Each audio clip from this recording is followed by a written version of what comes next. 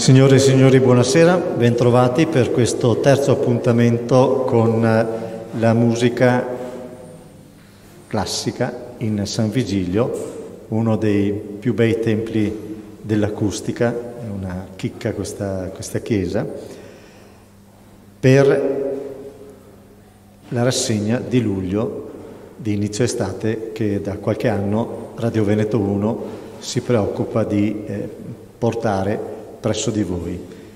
Una rassegna dedicata ai miei genitori. Io sono di Col San Martino, mio padre è stato primo vicepresidente della Proloco di Col San Martino, una istituzione benemerita, è quella che per prima ha dato impulso al nostro prodotto principe, il vino.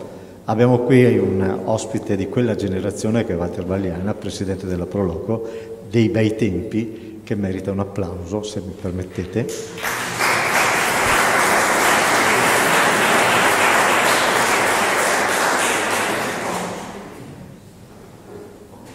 Ringraziamenti innanzitutto a Don Carlo Maccari, il parroco, che ci ha messo a disposizione questo tempio per queste nostre iniziative di didattica musicale a scopo educativo, che servono per portare la musica di qualità alla gente e la gente alla musica di qualità. Abbiamo anche un paio di ospiti d'onore, Don Brunone, il sindaco di Farra di Soligo, che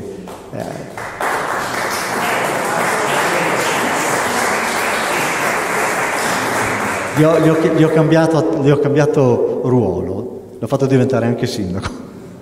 È il parroco di Farra di Soligo, me ne chiedo scusa, l'emozione gioca anche questi scherzi.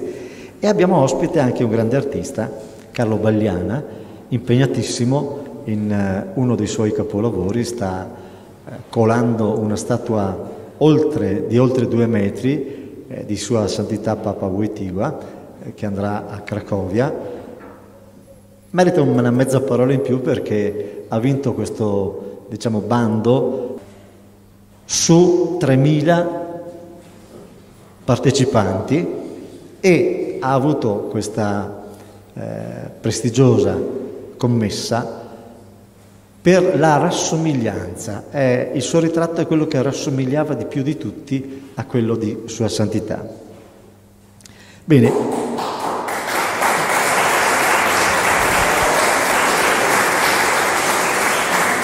Un applauso decisamente spontaneo e meritato. Giovanni Battista Scarpa, allievo di Michele Lotte ed Enzo Porta, si è perfezionato con Renato Zanettovic, Daniele Pascoletti e Cinzia Barbagelata. È stato prima parte dell'offerta musicale dell'Orchestra da Camera di Venezia e dell'Orchestra Futura, esibendosi anche in qualità di primo violino, di spalla e solista. Ha collaborato con l'Orchestra Filarmonica del Teatro La Fenice di Venezia, collabora anche con i solisti di Radio Veneto 1. Approfondisce il raro e interessante repertorio per 2 di violini con Stefano Bruni, mentre con la saxofonista Emma Nicole Pigato propone al pubblico brani originali e trascrizione di opere barocche e classiche. Ha inciso per le etichette Brillant e Sony, è docente di violino presso il Liceo Musicale Marco Polo di Venezia. Stefano Bruni, il suo compagno di violino, si è diplomato in violino presso il Conservatorio di Venezia, perfezionandosi poi con Enzo Porta e Daniele Pascoletti. Si è specializzato in violino barocco sotto la guida di Stefano Montanari, ha collaborato con l'Orchestra da Camera di Venezia, offerta musicale, l'Orchestra Regionale Filarmonia Veneta e il Teatro La Fenice. Dal 2011 fa parte dell'Ensemble Mondo Antiquo, con il quale ha suonato presso alcuni dei più importanti festival internazionali. Ha inciso per tutte le etichette Brillant, Nave e Sony. È docente di musica presso il MIUR. Anche lui è spesso ospite e collabora al nostro progetto di riscoperta della Scuola Grande di Musica Veneta, quello appunto di Radio Veneto 1. Io direi di farli entrare con un applauso.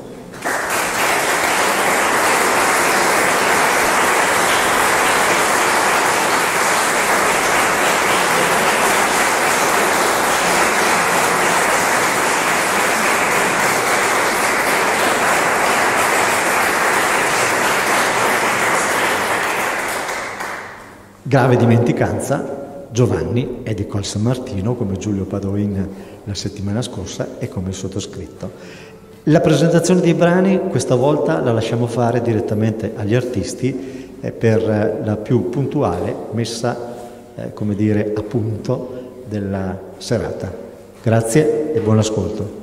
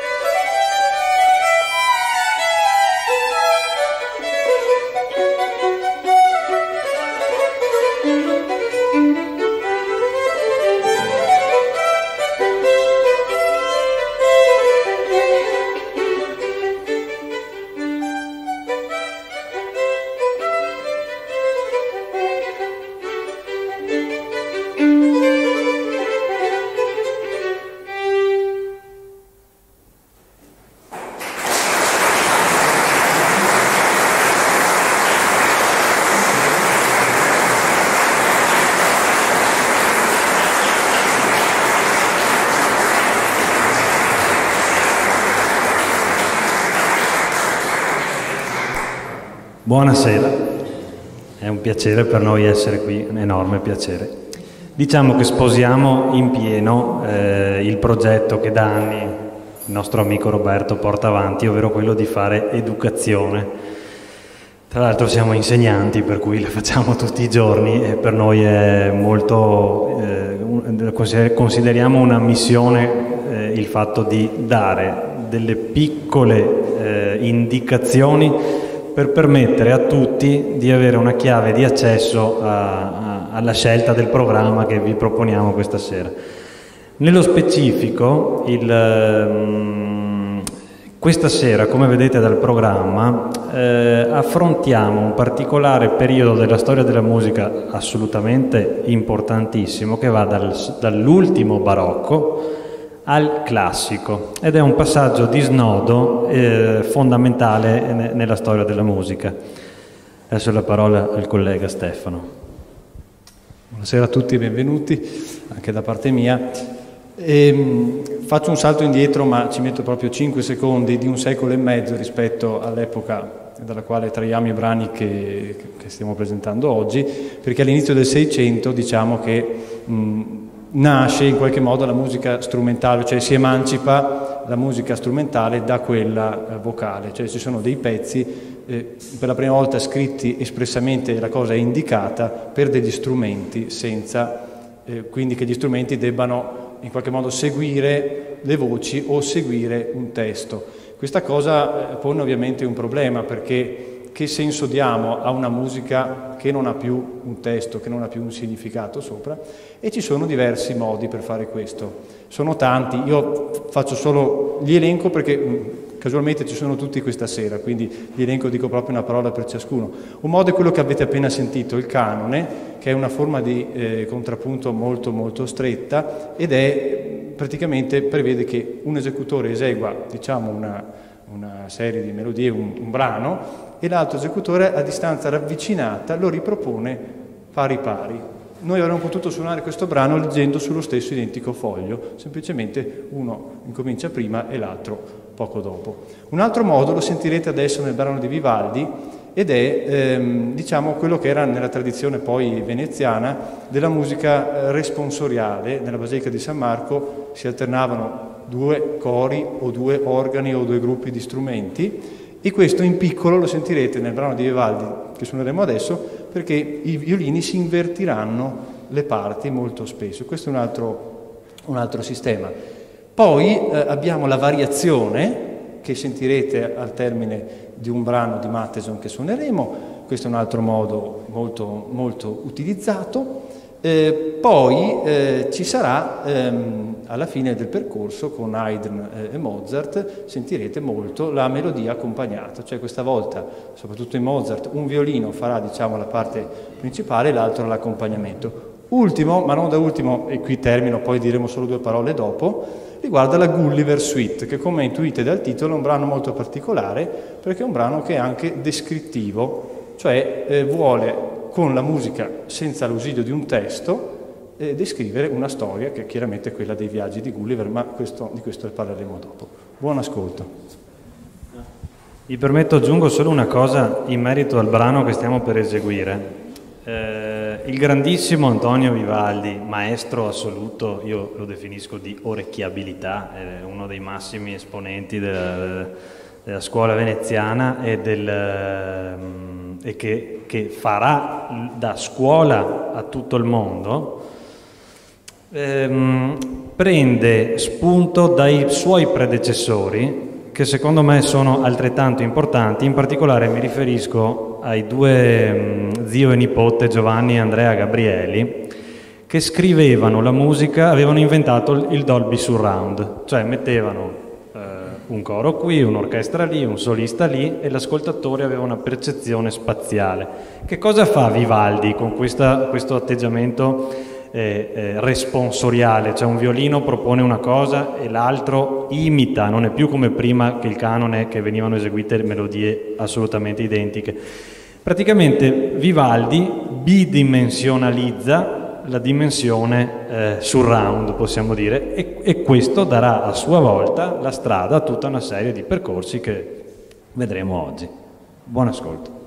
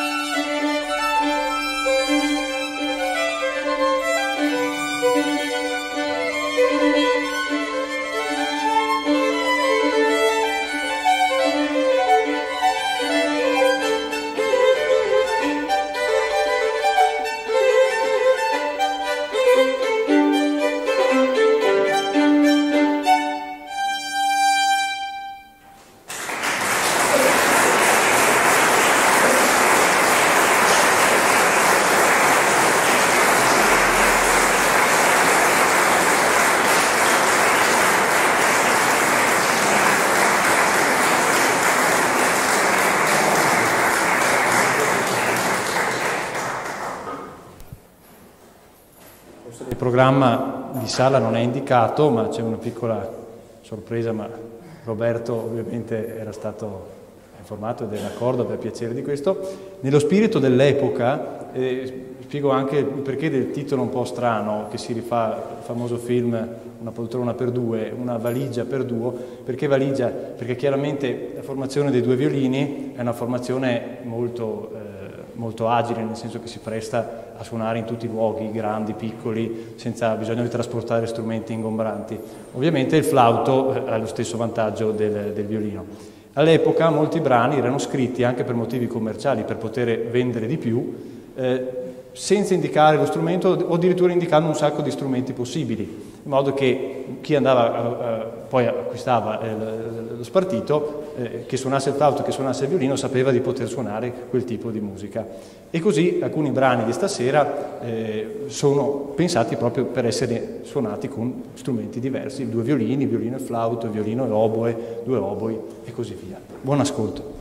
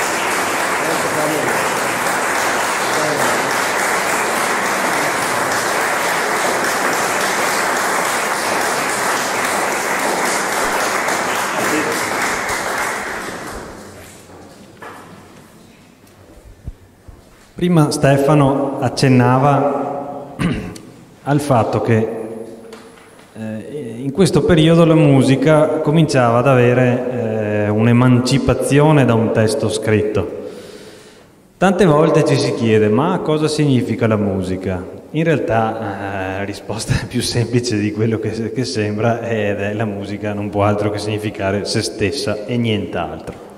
Tuttavia, non mi addentro in questi concetti addirittura filosofici, perché ci vorrebbero serate intere. Tuttavia, esistono degli episodi in cui i compositori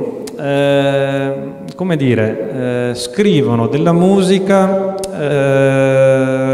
chiamiamola a programma, ed è il caso di questa deliziosa ouverture di suite, chiamiamola, di Telemann, ispirata ai viaggi di Gulliver. Allora, a parte un'introduzione in stile francese assolutamente tradizionale, il grandissimo Telemann fa un giochetto nella rappresentazione dei lilipuziani, questi ometti piccolissimi, e dei giganti invece, come si chiamano? È un po' difficile, comunque i giganti. E che cosa fa? Cerco di spiegare per chi non conosce la musica.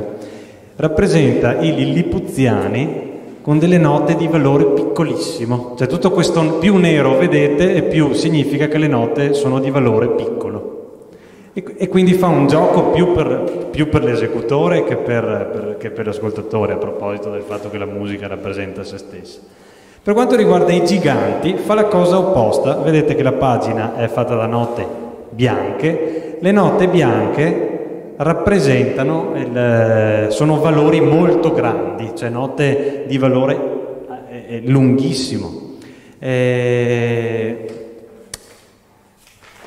Dopodiché, sempre per raccontare in questo caso una storia, il penultimo brano di questa suite, la Reverie der Lilliputaner, eccetera eccetera, in tedesco, non voglio fare brutte figure, praticamente rappresenta un risveglio. Sentirete quasi un effetto da suoneria della sveglia, anche se non erano ancora state inventate, ma l'effetto è quello. Ma la vera perla di questo brano, avrete sentito alla fine di Vivaldi, l'ultimissimo passaggio era caratterizzato da due parti completamente differenti e a sé stanti dei due violini.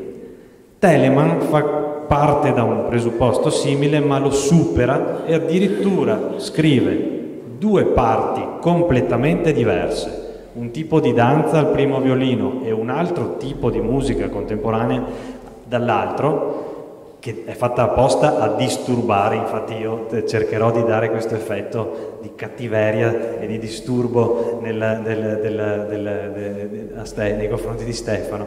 E quindi addirittura in questo caso Telemann, in questa epoca, anticipa dei procedimenti compositivi che verranno esasperati nel Novecento. Se pensiamo a Luciano Berio, per esempio, è pieno di questi tipi di episodi. Con la Gulliver Suite vi auguriamo buon ascolto.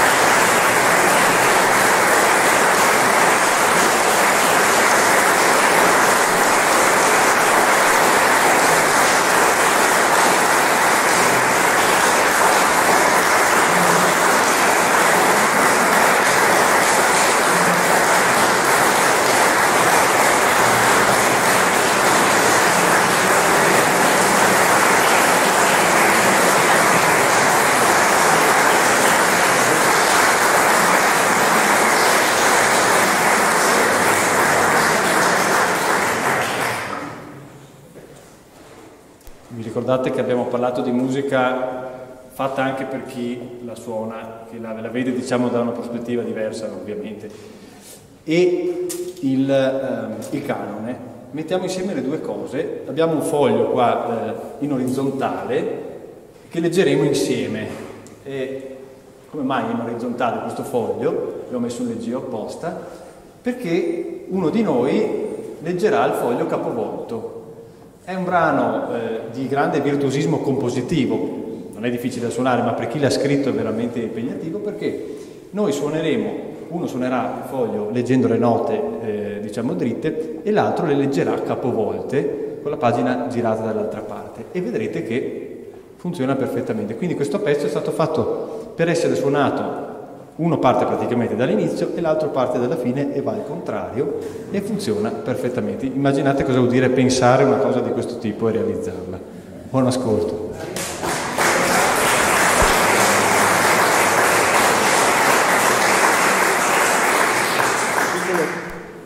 Un piccolo dettaglio di cronaca: la leggenda vuole che questo ragazzo, Mozart, abbia scritto questo brano di getto, cioè ha preso il foglio e l'ha scritto immaginando che la prima nota suonata da uno strumento era l'ultima nota suonata dall'altro al contrario, e così per tutto il brano.